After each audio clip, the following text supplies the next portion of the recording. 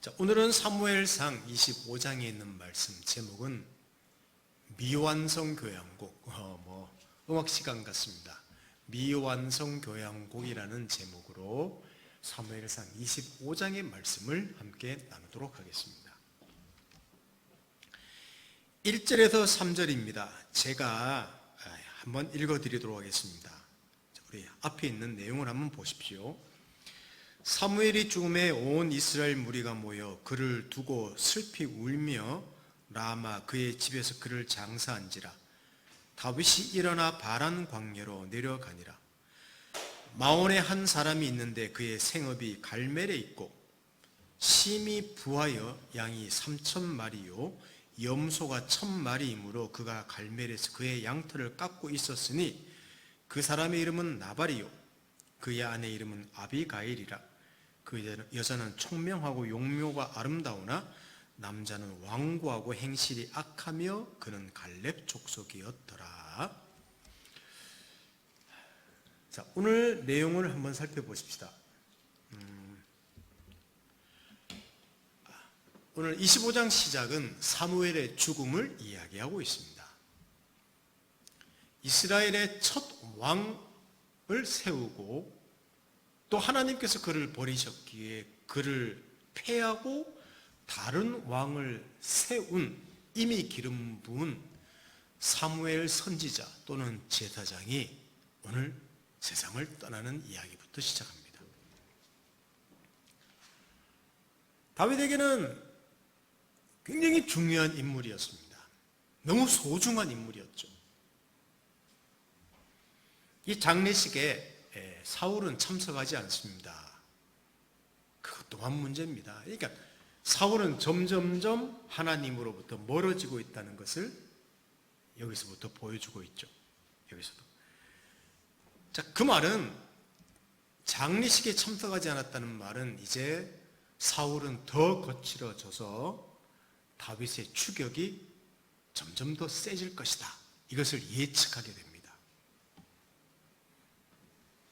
아니나 다를까 다윗은 여전히 두려워하고 있습니다. 하나님을 믿지만 그는 사무엘을 장사한 다음에 바란 광야라는 남쪽 지방으로 멀리 피신합니다. 이것은 다윗에게 앞으로 어떤 어려움이 올 것인가도 그 위기를 우리가 예상하게 됩니다.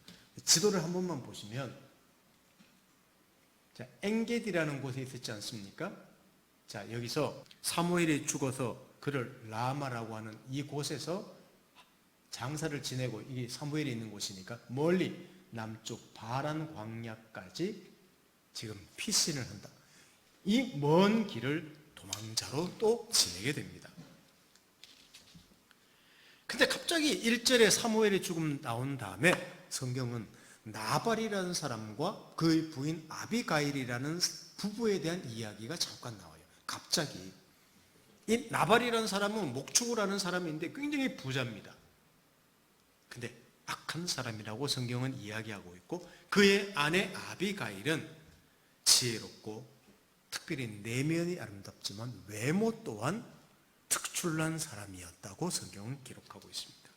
그 사람이 어디에 살았는가 하면 여기 보시면 마온이라는 곳에 살았고 갈멜에 자기들의 가축들을 치고 있었다. 그것이 오늘 일이 진행되고 있는 지도의 내용입니다. 다윗은 이런저런 일로 도망을 다니다가 이 나발이라는 사람의 가축들도 돌봐주고 왜? 군인이 600명 있으니까. 왜? 광야에는 도적들이 많거든요. 강도들이 많거든요. 지켜주고 자기들은 또 도망자 신세이기 때문에 먹을 것, 입을 것들을 아마 좀 공급받으면서 지냈던 것 같습니다. 사무엘상 25장 16절을 보십시오. 정확하게 나오죠. 우리가 양을 지키는 동안에 이 나발의 종들이 하는 이야기입니다. 그들이 다윗 함께하는 사람들이 우리와 함께 있어 밤낮 우리에게 담이 되었습니다. 우리를 보호해 주었습니다. 이렇게 이야기하고 있습니다. 양털 깎는 시기가 왔습니다. 일종의 추수감사절입니다. 그리고는 많은 음식을 차려놓고 큰 추수감사 축제처럼 잔치가 벌어지는 때에 다윗은 이 소식을 듣고 뭐 잔치니까 한 10명을 보내어서 음식을 좀 주시오 나발 선생님 하고 보냈습니다. 정중하게 요청했죠. 나발도 다윗과 그 일행이 자기들 목자들과 양과 염소 이런 가축들을 지켜준 것을 이미 알고 있었을 거예요. 그런데 나발의 반응을 오늘 잠깐 보십시오. 오늘 44절까지인데 자세하게는 하지 않지만 중요한 내용만 전하도록 하겠습니다. 자, 10절 11절을 한번 보십시오. 나발이 다윗의 사환들에게 대답하여 이르되 다윗은 누구며 이새의 아들은 누구냐? 요즘에 각기 주인에게서 억지로 떠나는 종이 많도다. 내가 어찌 내 떡과 물과 내 양털 깎는 자를 위하여 잡은 고기를 가져다가 어디서 왔는지도 알지 못하는 자들에게 주겠느냐 한지라. 이 내용을 보십시오. 다윗은 누구며 이새의 아들은 누구냐라는 말은 다윗을 모른다는 말이 아니라 그냥 이런 거죠. 철저하게 모욕하고 무시해버리는 내용입니다.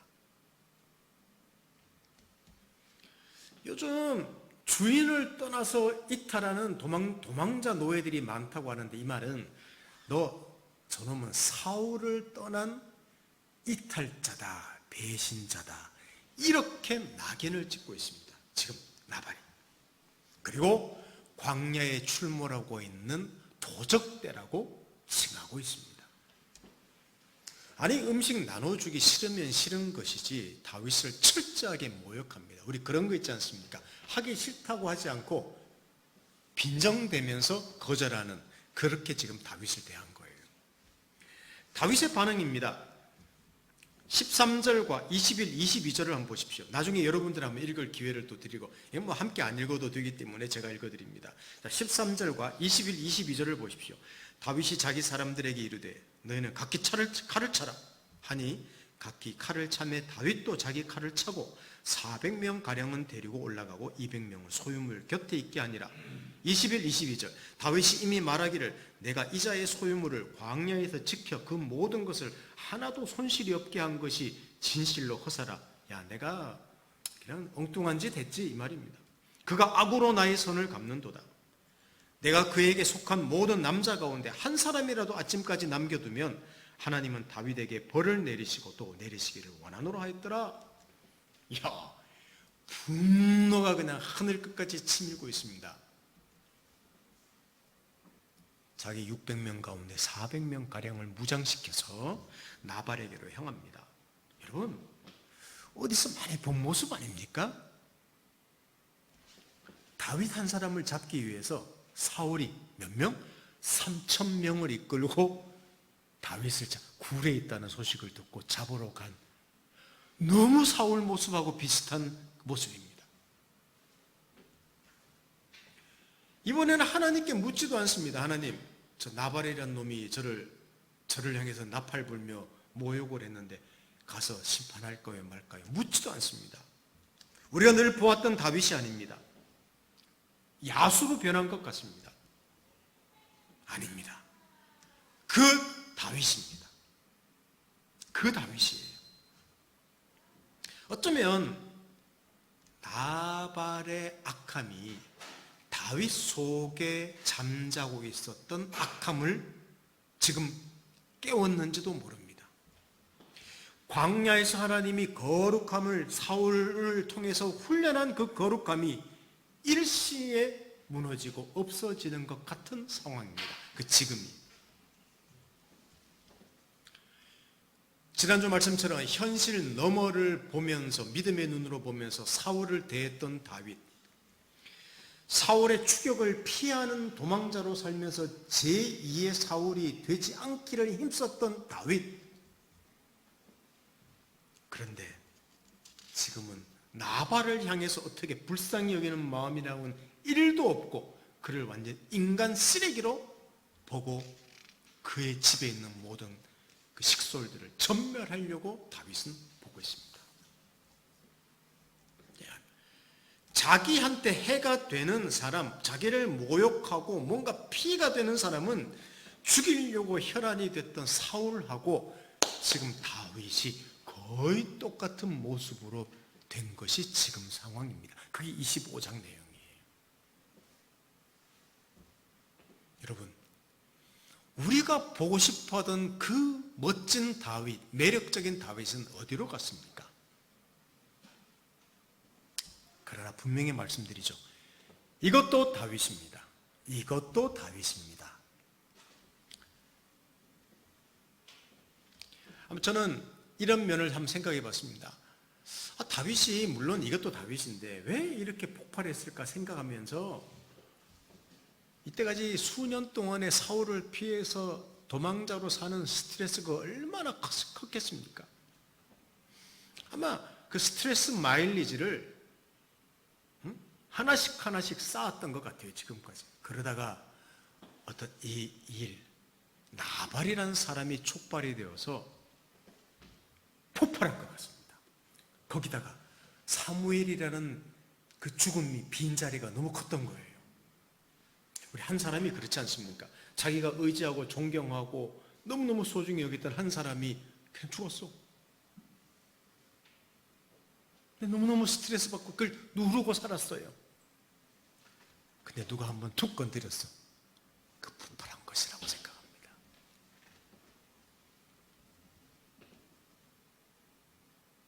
아마 이전 같으면 이렇게 말했겠죠. 아유, 얘들아, 그냥 냅둬 그냥. 하나님께서 이 음식 먹지 말라고 하시는 것 같으니 어쩌겠니? 허허, 그래, 잘 먹고 잘 사시게. 아마 이렇게 다윗이 말했을 거예요. 지금까지 눌러왔던 울분과 감정과 그 모든 두려움이 폭발하는 순간이었습니다. 사소한 문제로. 성도 여러분, 이것이 하나님의 사람입니다. 그리고 이것이 사람입니다. 수많은 고난을 견디면서 믿음을 지킨 사람인데 어느 날 친구를 만났고 그 친구가 너무 부유하게 사는 거예요. 믿지 않는데도. 집에 와서 하루 종일 이불 뒤집어 쓰고 잠만 자기도 합니다. 그게 우리예요. 여러분, 그렇게 수많은 가난해도 믿음을 지키며 거룩하게 살았던 그 이전의 삶 도대체 어디로 갔습니까? 저는 이걸 준비하다가 한 사람, 구약의 또 위대한 인물 엘리야라는 사람이 생각이 났습니다. 하나님 백성을 위해서 그렇게 열심히였던 엘리야가 왕비 이세벨이 그를 죽인다는 말을 함과 동시에 멀리 광야로 도망가서 배째십시오 하나님 하고 나잡혀진 그런 사건이 있었습니다. 자, 성경 한번 보십시오. 우리 같이 읽어보겠습니다. 열왕기상 19장 4절을 같이 읽어봅시다. 시작. 자기 자신은 광야로 들어가 하루길쯤 가서 한 로뎀 나무 아래에 앉아서 자기가 죽기를 원하여 이르되 여호와여 넉넉하오니 지금 내 생명을 거두시옵소서. 나는 내 조상들보다 낫지 못하니이다 하고 이렇게 된다는 거예요. 여러분, 그 위대한 엘리야 어디 갔습니까? 엘리야 없다. 없어요 지금. 이게 엘리야입니다. 이게 사람입니다. 어떤 비난과 모욕을 들어도 묵묵히 살아가던 사람이 가정에서 아내와 또는 남편과 자식의 사소한 한마디에 몹시 화를 내고 다투기도 합니다. 이게 우리입니다. 눈물을 참으며 억척스럽게 살아가던 사람이 어느 날 갑자기 무기력에 빠져서 살아갈 힘도 없고 심한 우울감에 빠지기도 합니다. 그게 우리입니다. 로버트 루이스 스티븐슨 소설의 지킬 박사와 하이드처럼 여러분, 완전히 두 삶이 그 안에 있는 것 같아요. 두 인물, 두 정체성이 그 안에 있는 것 같아요. 다윗의 모습을 이상하게 생각하지 마십시오. 사울의 도전을 너그럽게 받았다고 해서 나발의 모욕을 너그럽게 못 받기도 합니다. 다윗의 너그러움 안에는 다윗의 분노와 악함도 들어있기 때문입니다. 이게 사람이죠. 우리도 마찬가지입니다. 사랑하는 성도 여러분, 우리는 완공을 향해 지어져가는 건물입니다. 알겠습니까? 우리는 완공을 향해 지어져가는 건물입니다. 미완성의 작품입니다. 한쪽이 심하게 허물어져 있을 수도 있습니다. 그래서 그 모습을 보면 깜짝깜짝 놀라죠. 그 허물어진 모습, 미완성의 모습을 보면 깜짝깜짝 놀라죠. 그러나 우리는 큰 집을 짓고 있는 중에 그것이 우리라는 사실을 꼭 기억하면 좋겠습니다. 여러분 다 알고 있는 내용입니다. 그러니 이런 실상을 우리는 인정해야 합니다. 그래야지 정직한 삶을 살 수 있습니다. 그럼 개폼 잡지 마시고 뭔가 그럴듯하게 우리가 멋진 사람이라고 생각하지 마시고 우리는 미완성이 있는 사람이라는 사실을 인정해야 됩니다. 그것이 성경이 드러내고 있는 사실이에요. 그때 지금 한창 나발을 향해서 400명과 함께 가고 있는데 누가 나타납니까? 오늘 읽지는 않았는데 나발의 아내 아비가일이라는 여인이 나타납니다. 음식을 잔뜩 싸서 종들에게 미리 보내고 급히 뒤따라가서 다윗 앞에 엎드려서 하는 말 한번 들어보십시오. 자, 이것은 제가 한 절, 여러분 한 절 읽어보겠습니다. 좀 긴 구절인데 오늘 이 구절 읽으면 거의 다 읽었습니다. 24절에서 31절까지를 한번 보십시오. 그가 다윗의 발에 엎드려 이르되 내 주여 원하건대 이 죄악을 나 곧 내게로 돌리시고 여종에게 주의 귀에 말하게 하시고 이 여종의 말을 들으소서. 25절입니다. 원하옵나니 내 주는 이 불량한 사람 나발을 개의치 마옵소서. 그의 이름이 그에게 적당하니 그의 이름이 나발이라. 그는 미련한 자니이다.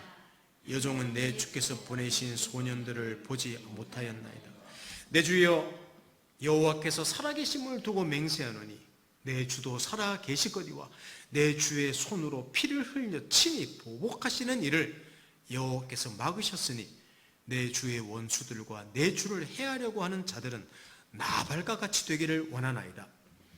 여종이 내 주께 가져온 이 예물을 내 주를 따르는 이 소년들에게 주게 하시고 주의 여종의 허물을 용서하여 주옵소서. 여호와께서 반드시 내 주를 위하여 든든한 집을 세우리니 이는 내 주께서 여호와의 싸움을 싸우심이요 내 주의 일생에 내 주에게서 악한 일을 찾을 수 없음이니이다. 사람이 일어나서 내 주를 쫓아 내 주의 생명을 찾을지라도 내 주의 생명은 내 주의 하나님 함께 생명 싸개 속에 쌓을 것이요 내 주의 원수들의 생명은 물매로 던지듯 여호와께서 그것을 던지시리이다. 여호와께서 내 주에 대하여 하신 말씀대로 모든 선을 내 주에게 행하사 내 주를 이스라엘의 지도자로 세우실 때에 함께 읽습니다. 내 주께서 무지한 피를 흘리셨다든지 내 주께서 친히 보복하셨다든지 함으로 말미암아 슬퍼하실 것도 없고 내 주의 마음에 걸리는 것도 없으시리니 다만 여호와께서 내 주를 후대하실 때에 원하건대 내 주의 여종을 생각하소서 하니라. 좀 긴 구 이렇게 긴 내용을 가서 이야기하는, 무릎 꿇고 이야기하는 내용. 무슨 내용인가 제가 요약을 하겠습니다. 아비가일은 찾아가서 이 말입니다. 내 주여, 다윗이 엎드리고 하는 말 아니십니까? 다 제 허물입니다. 다윗 같은 위대한 하나님의 사람이 저 미련한 나발 같은 사람 개의치 마십시오. 그냥 한쪽 귀로 듣고 한쪽 귀로 흘려보내십시오. 다윗 주인 당신께서는 하나님이 보호하시고 하나님께서 당신을 이스라엘의 왕으로 세우시고 견고하게 하실 것입니다. 그러니까 제가 부탁하는 것은 왕답게 행동하십시오. 이게 핵심적인 내용이에요. 여러분, 한번 물어보십시다. 지금 누가 다윗에게 하는 것 같습니까? 혹시 한번 상상을 해보십시오. 다윗에게 누가 하는 말 같습니까? 사무엘이 나타나서 사무엘아, 너 너무 개의치 마. 너 하나님 사람이야. 너무 힘 빼지 마. 그 말하는 거예요. 하나님이 널 보호해. 넌 왕이야. 왕답게 행동해. 이렇게 하는 거예요. 그 누가? 아비가일. 점점 고조되던 분위기가 딱 역전됩니다. 악하고 추하게 곳으로 폭주하던 열차가 갑자기 멈추어 섭니다. 누구에 의해서? 내면이 아름다운 한 여인에 의해서입니다. 뭘 말씀드리고 싶은가 하면 이게 하나님의 개입입니다. 하나님이 일하신 것이죠. 사무엘도 없습니다. 다윗도 하나님께 기도하지 않습니다. 주변에 많은 사람들이 다윗에게 어떠한 조언도 하지 않습니다. 다윗은 자기 생각, 그 속에 숨어있던 그 분노와 서름과 모든 것들이 폭발해서 그냥 자기 생각대로 진행되고 있습니다.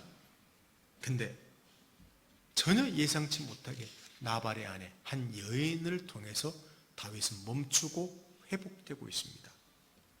이것은 하나님께서 자기 백성을 위하여 열심히 일하시는 하나의 모습입니다. 사랑하는 성도 여러분, 하나님께서 우리를 돕지 않는다고 침묵하신다고 혹시 생각하십니까? 하나님이 왜 나를 이렇게 하시고 왜 내 기도 들어주시지 않고 왜 침묵하시지? 어쩌면 아비가일은 거칠어진 우리를 되돌리고 막혔던 우리를 열고 어리석은 우리를 지혜롭게 하도록 우리에게 다가오는 하나님의 손길, 하나님의 일하심, 그 아름다움인지도 모릅니다. 우리는 너무나 힘들고 지쳤을 때는 모든 것을 포기하려고 합니다. 그때 꼭 어떤 마음이에요? 성경도 읽기 싫어요. 기도도 나오지 않습니다. 아무것도 하기 싫어요.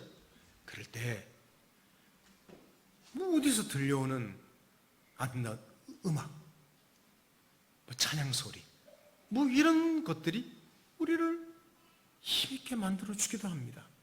제가 어제 아까도 우리 말씀드렸습니다마는 여기 하루 종일 시간 보내면서 어제 마음이 좀 무거웠습니다. 밤에도 무거웠습니다. 교회 옆에 사무실에 하나 들어왔는데 정체를 모를 사무실이에요.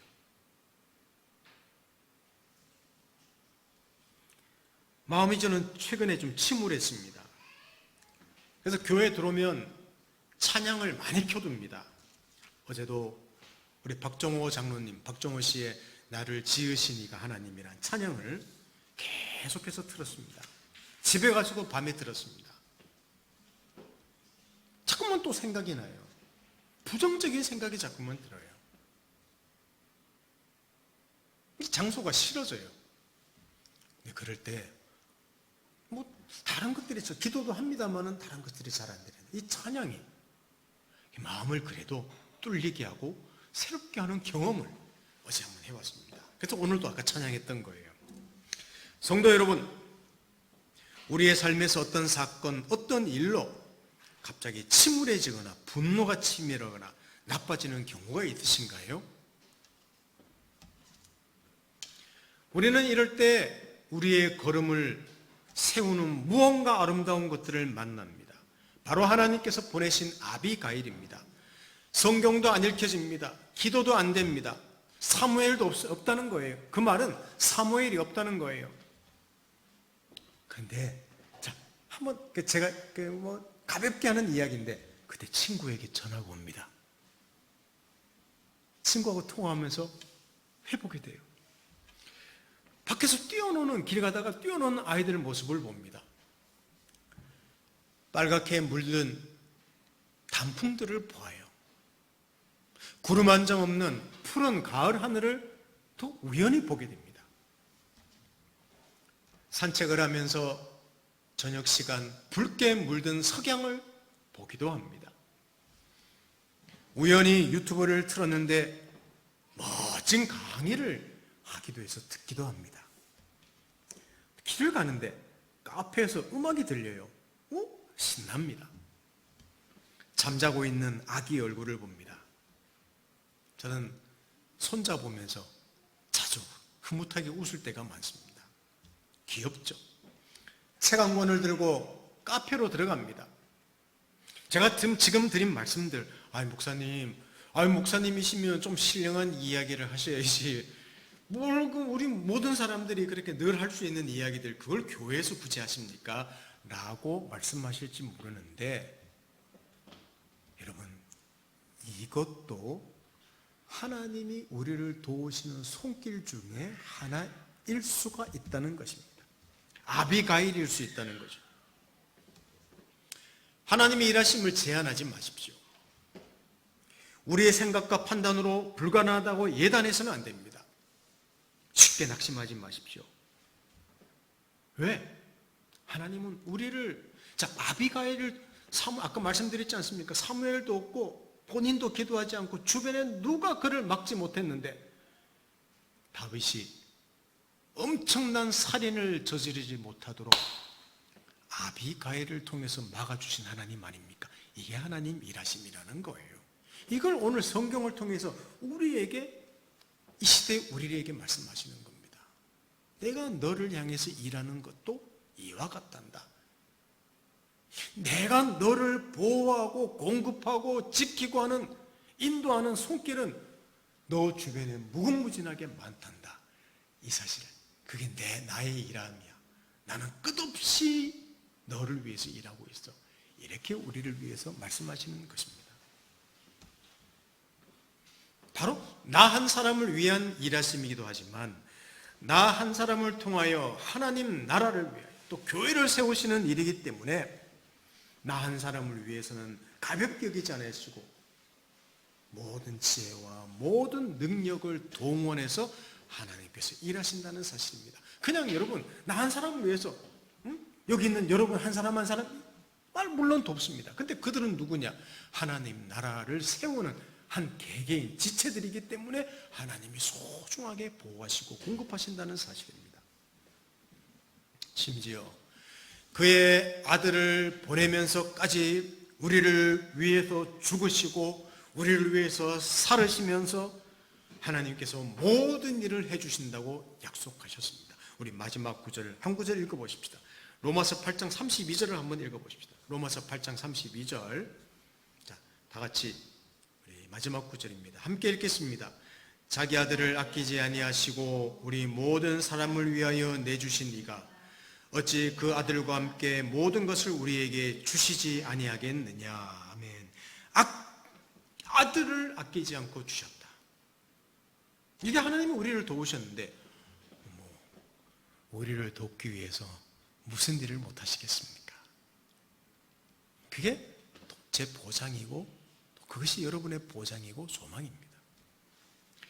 그러니 비록 미완성일지라도 우리는 늘 기대해야 합니다. 반드시 도우실 것입니다. 반드시 잘 될 것입니다. 혹시 이런 우리의 삶이 우리의 기대와 다를지라도 반드시 하나님의 아름다우심을 이루실 것입니다.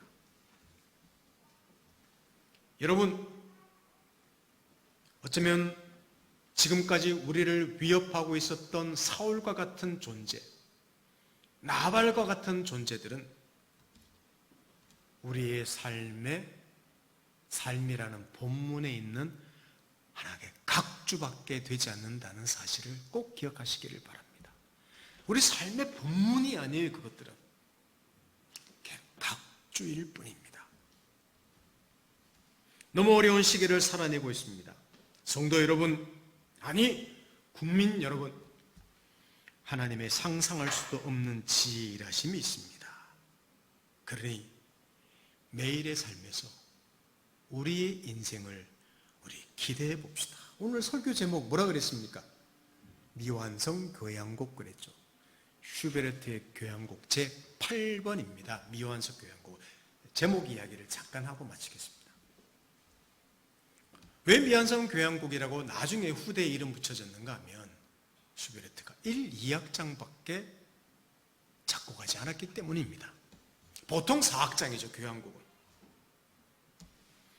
근데 브람스가 슈베르트를 너무너무 좋아했는데 그의 곡을 브람스 말대로 비록 곡은 1악장, 2악장 미완성이지만 2악장만으로도 완벽한 작품이라고 브람스가 이야기했습니다. 이게 우리 슈베르트의 미완성 교향곡이라고 합니다. 나중에 한번 집에 가서 들어보십시오. 음악 좋습니다.